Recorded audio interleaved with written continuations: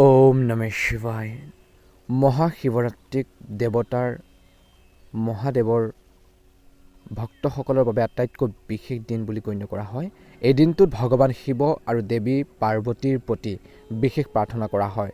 বিশ্বাস কৰা হয় যে এগৰাকী কুমাৰী ছোৱালী যদি ভক্তিৰে আৰু নিজৰ বিশেষকৈ নিয়ম মানি এই ব্ৰত পালন কৰে তেন্তে নিজৰ পচন্দৰ বিশেষকৈ জীৱনসংগী লাভ পায়।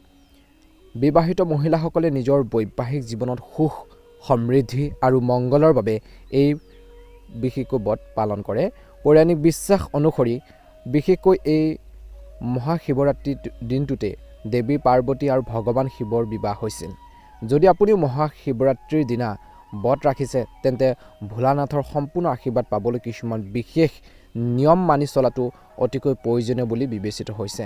এতিয়া আহিছোঁ মহাশিৱৰাত্ৰিৰ সময়ত বা দিনাখন কি কৰিব লাগে আৰু কি কৰিলে ভাল ফল পাব, কি কাম আপোনালোকে একেবাৰে কৰিব নালাগে, কি ভুল কাম আপোনালোকে একেবাৰে কৰিব নালাগে, সকলোখিনি তথ্য আপোনালোকে এই গুৰুত্বপূৰ্ণ ভিডিঅ'টোৰ জৰিয়তে আপোনালোকে জানিব পাৰিব। মহাশিৱৰাত্ৰিত কি কৰিব? ব্ৰহ্ম মুহূৰ্তত গা ধুই ৰাতিপুৱা সময়খিনিত গা পা ধুই পৰিষ্কাৰ কাপোৰ আপোনালোকে প্ৰথমতে পৰিধান কৰক বুলি কৈছে। দিনটো উপবাস পালন কৰি বিশেষকৈ আপোনালোকে সাত্বিক আহাৰ গ্ৰহণ কৰক। মনত ৰাখিব, শিৱলিংগত পানী, গাখীৰ, দৈ, ঘিউ, মৌ আৰু গংগা পানীৰে অভিষেক কৰক বুলি কৈছে। ভাল প্ৰতিফলন দেখিব। লগতে আপোনালোকে মনত ৰাখিব বেলপাত, ধতুৰা আৰু বিশেষকৈ কৈছে যে ব্ৰহ্মা আৰু আগ ভগৱান শিৱক অৰ্পণ কৰক বুলি কৈছে। মহাশিৱৰাত্ৰিৰ দিনা বা নিশা শুব নালাগে। ৰাতি 4 পোহৰৰ সময়ত শিৱক পূজা কৰিব লাগে। পাৰিলে ওম নমঃ শিৱায় মন্ত্ৰটো জপ কৰাটো মুক্তিদায়ক বুলি গণ্য কৰা হয়। মনত ৰাখিব। এতিয়া আহিছোঁ মহাশিৱৰাত্ৰিত কি কাম কৰিব নালাগে। মহাশিৱৰাত্ৰিত ভগৱান শিৱক কেতেকী ফুল নিবেদন নকৰিব। পৌৰাণিক কাহিনী অনুসৰি ভগৱান শিৱই কেতেকী ফুলক তেওঁ পূজাৰ পৰা নিষিদ্ধ কৰিছিল। পূজাৰ সময়ত শংখ উৰুৱাই দিয়া বা শংখৰ পৰা পানী আগবঢ়োৱা বিশেষকৈ নিষিদ্ধ বুলি গণ্য কৰা হয়। ভগৱান শিৱই শংখচূড়ক অসুৰক হত্যা কৰিছিল বুলি বিশ্বাস কৰা হয়। সেয়ে শিৱ পূজাত শংখৰ খোলা ব্যৱহাৰ কৰা নহয়। পূজাৰ সময়ত ভগা ধানৰ বা শস্য ভগৱান শিৱক কেতিয়াও আপোনালোকে অৰ্পণ নকৰিব। মনত ৰাখিব, ভঙা চাউল আপোনালোকে এই দিনটোত আগ নবঢ়াব। এই দিনটোত কেৱল গোটা চাউল দানাহে আপোনালোকে ব্যৱহাৰ কৰিব লাগে। আৰু মনত ৰাখিব, শিৱৰাত্ৰিৰ দিনা বিশেষকৈ এই দিনটোত মাংস, মদ, পিঁয়াজ, হালধি পৰিহাৰ কৰক বুলি কৈছে। আৰু মনত ৰাখক, পূজাৰ সময়ত কেতিয়াও আপোনালোকে ক'লা কাপোৰ পৰিধান কৰাটো ভাল নহয়, অৰ্থাৎ পৰিধান নকৰিব, কিয়নো এই দিনটোত ক'লা কাপোৰ পিন্ধাটো অশুভ বুলি গণ্য কৰা হয়। মহাশিৱৰাত্ৰি উপবাসৰ সময়ত পানী লগা পৰিহাৰ কৰক। সতেজ ফলৰ ৰস, নাৰিকল পানী, তাৰপিছত লেমনেড খাব পাৰে। কল, আপেল, প্লামৰ দৰে ফল-মূল শক্তিৰ ভাল উৎস। মহাশিৱৰাত্ৰিত কি বস্তু খোৱাৰ পৰা বিৰত থাকিব? ব্ৰতৰ সময়ত কিছুমান বিশেষ খাদ্যৰ ওপৰত কঠোৰ নিষেধাজ্ঞা আৰোপ কৰা হৈছে। এই দিনটোত ঘেঁহু, চাউল, দালি আদি শস্য খাদ্য পৰিহাৰ কৰিব লাগে। লগতে বিশেষকৈ টেবুল চল্টৰ সলনি কেৱল ৰস চল্ট ব্যৱহাৰ কৰিব পাৰে। পিঁয়াজ, হালধি, মাংস, মদ আদি তামচিক বিশেষকৈ খাদ্য পৰিহাৰ কৰক। গাখীৰ আৰু শুকান ফলৰ গুৰুত্ব। মহাদেৱৰ গাখীৰ প্ৰতি অতি আকৰ্ষণ, গতিকে ব্ৰতৰ সময়ত গাখীৰ ভিত্তিক খাদ্য সেৱন কৰাটো শুভ বুলি গণ্য কৰা হয়। গাখীৰ, দৈ, পনীৰ আৰু মাখানা বা মাখন, ক্ষীৰ উপভোগ কৰিব পাৰে। বিশেষকৈ আপোনালোকে আলমংগু, তাৰপিছত শাকৰোগ, কাজু আদি শুকান ফলবোৰে আপোনালোকৰ দীৰ্ঘদিন ধৰি তৃপ্ত কৰি ৰাখে আৰু মানসিক শক্তি প্ৰদান কৰে। এই খাদ্যসমূহ সেৱনে আপোনালোকৰ শৰীৰত ইতিবাচক শক্তি বজাই ৰখাৰ ক্ষেত্ৰত সহায় কৰে। মনত ৰাখিব, ব্ৰতৰ সময়ত অত্যধিক চেনি বা মিঠাইৰ পৰা আঁতৰি থাকিব লাগে, যাতে বিশেষকৈ পিয়াহ অনুভৱ নকৰে, আৰাম অনুভৱ কৰিব পাৰে। গতিকে ধ্যান ৰাখিব। বিশেষকৈ 16 ফেব্ৰুৱাৰী পুৱা 6:59 পিছত শুভ সময়ত ব্ৰত শেষ কৰক বা ব্ৰত ভংগ কৰক। উপবাস ভংগ কৰাৰ সময়ত বিশেষকৈ গধুৰ খাদ্য পৰিহাৰ কৰক, বৰঞ্চ পানী বা পাতল ফলৰ পৰা আৰম্ভ কৰক বুলি কৈছে। ব্ৰত ভংগ কৰাৰ পিছত ভাৰসাম্য ৰক্ষাৰ বাবে কেৱল তাংশিক বিশেষকৈ ৰাখি খাদ্য খাব লাগে। যদি আপোনালোকৰ কোনো স্বাস্থ্যজনিত সমস্যা আছে তেন্তে উপবাসৰ পূৰ্বে সাৱধান হওক বুলি কৈছে।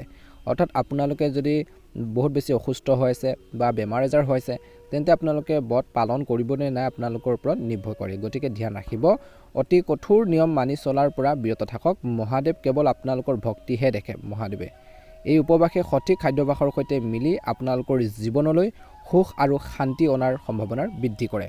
গতিকে এই ক্ষেত্ৰতো আপোনালোকে অলপ গুৰুত্ব দি চলিব। ৰাশি অনুসৰি বিশেষকৈ এই মহাশিৱৰাত্ৰিৰ দিনা কি কৰিলে ভাল ফল পাব বুলি কৈছে।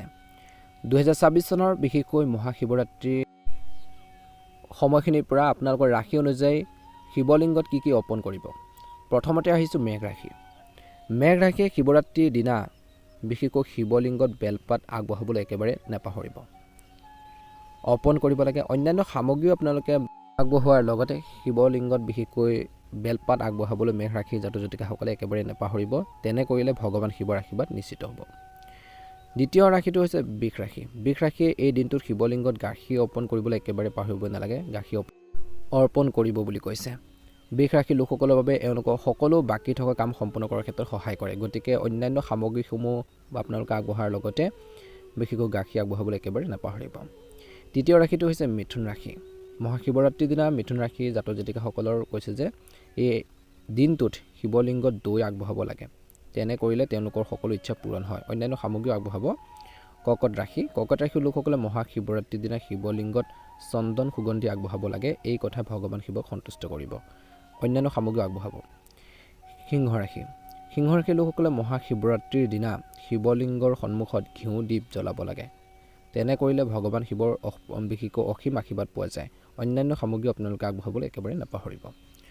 কন্যা ৰাশি। কন্যা ৰাশিৰ লোকসকলেও বিশেষকৈ মহাশিৱৰাত্ৰিৰ দিনা সঠিক ৰীতি নীতিৰে শিৱলিংগত পূজা কৰিব লাগে। শিৱলিংগত পানী আৰু কলা তিল আগবঢ়াব লাগে। ইয়াৰ দ্বাৰা বিশেষকৈ কন্যা ৰাশিৰ লোকসকলৰ বিপদ দূৰ হয় বুলি কৈছে। অন্যান্য সামগ্ৰীও আগবঢ়াব। বিশেষ যিখিনি আগবঢ়াব লাগে সেইটো কথা কৈছোঁ।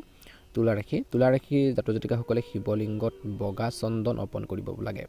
ইয়াৰ দ্বাৰা তুলা ৰাশিৰ লোকসকলে যথেষ্ট লাভৱান হয় আৰু তেওঁলোকৰ সকলো কাম সম্পূৰ্ণ হয় বুলি কৈছে। অন্যান্য সামগ্ৰী আগবঢ়াব। মহাশিৱৰাত্ৰিত বিশেষকৈ বৃশ্চিক ৰাশিৰ লোকসকলে কি আগবঢ়াব। বৃশ্চিক ৰাশিৰ লোকসকলে শিৱলিংগত বেলপাত অৰ্পণ কৰিবলৈ নাপাহৰিব। গাখীৰ বিশেষকৈ আপোনালোকে কেঁচা গাখীৰ আপোনালোকে অৰ্পণ কৰিব। ইয়াৰ দ্বাৰা তেওঁলোকৰ অৰ্থাৎ বৃশ্চিক ৰাশিৰ লোকসকলৰ সকলো কামনা পূৰণ হয় বা কামনা পূৰণৰ আশীৰ্বাদ লাভ কৰিব। অন্যান্য সামগ্ৰীও আগবঢ়াব। ধনুৰাশি। ধনুৰাশিৰ লোকসকলে বিশেষকৈ মহাশিৱৰাত্ৰিত পানী, বিশুদ্ধ পানী আৰু চাউল আগবঢ়াব লাগে। ভঙা চাউল ব্যৱহাৰ নকৰিব, আগ নবঢ়াব। ভগৱান শিৱৰ আশীৰ্বাদত ধনুৰাশিৰ লোকসকলৰ সকলো চিন্তাৰ অন্ত পৰে বুলি বিশ্বাস কৰা হয়। অন্যান্য বিশেষকৈ সামগ্ৰী আপোনালোকে দিবলৈ নাপাহৰিব। মকৰ ৰাশিৰ লোক মহাশিৱৰাত্ৰিৰ দিনা বিশেষকৈ মকৰ ৰাশিৰ জাতক জাতিকাসকলে পাৰিলে শিৱলিংগত যিখিনি সামগ্ৰী দিব লাগে সেইখিনি দিয়াৰ উপৰিও কৈছে কি সামগ্ৰী অৰ্পণ কৰিব লাগে। তাৰ উপৰিও মহাশিৱৰাত্ৰিৰ দিনা মকৰ ৰাশিৰ লোকসকলে আৰ্তজনক বিশেষকৈ সহায় কৰিব লাগে। টকা পইচাৰে হওক বা কিছু আপোনালোকৰ শস্য দিয়ে হওক সহায় কৰিব পাৰে আৰু এই কথাত ভগৱান শিৱ সন্তুষ্ট হয় বুলি বিশ্বাস কৰা হয়। কুম্ভ ৰাশিৰ জাতক জাতিকাসকলে মহাশিৱৰাত্ৰিৰ দিনা বিশেষকৈ শিৱলিংগত জলাভিষেক কৰিব লাগে। নিশ্চয়কৈ কৰিব। গোটেই দিনটো বিশেষকৈ আপোনালোকে মহাদেৱৰ নামটো অৰ্থাৎ মহাদেৱৰ নামটো জপ কৰি থাকিব। ওম নমঃ শিৱায় মন্ত্ৰটো জপ কৰিব আৰু গোটেই বছৰটো ভগৱান শিৱৰ আশীৰ্বাদ আপোনালোকৰ বিশেষকৈ লগত থাকিব বুলি বিশ্বাস কৰা হয়। মীন ৰাশিৰ জাতক জাতিকাসকলে 2026 চনৰ এই শিৱলিংগ বিশেষকৈ ৰুদ্ৰাভিষেক নিশ্চয়কৈ কৰিব লাগে। ভগৱান শিৱৰ আশীৰ্বাদত বিশেষকৈ জীৱনৰ সকলো অসুবিধাৰ অন্ত পৰে বুলি বিশ্বাস কৰা হয়। এইখিনি প্ৰতিকাৰ আপোনালোকে পালন কৰিলে অনুকূল ফলাফল দেখিব বুলি কৈছে। মহাদেৱৰ কৃপাত, মা পাৰ্বতীৰ কৃপাত আপোনালোকৰ সকলোৰে মনৰ ইচ্ছাবোৰ পূৰণ হওক। ভাল লাগিলে লাইক এটা কৰি দিব। কমেণ্ট বক্সত ওম নমঃ শিৱায় লিখিবলৈ নাপাহৰিব। হৰ হৰ মহাদেৱ, হৰ হৰ মহাদেৱ। মহাশিৱৰাত্ৰিৰ সকলোকে শুভেচ্ছা জনাইছোঁ। আপোনালোকৰ সকলোৰে বছৰটো ভালদৰে পাৰ হওক তাৰে কামনা কৰিছোঁ। ধন্যবাদ।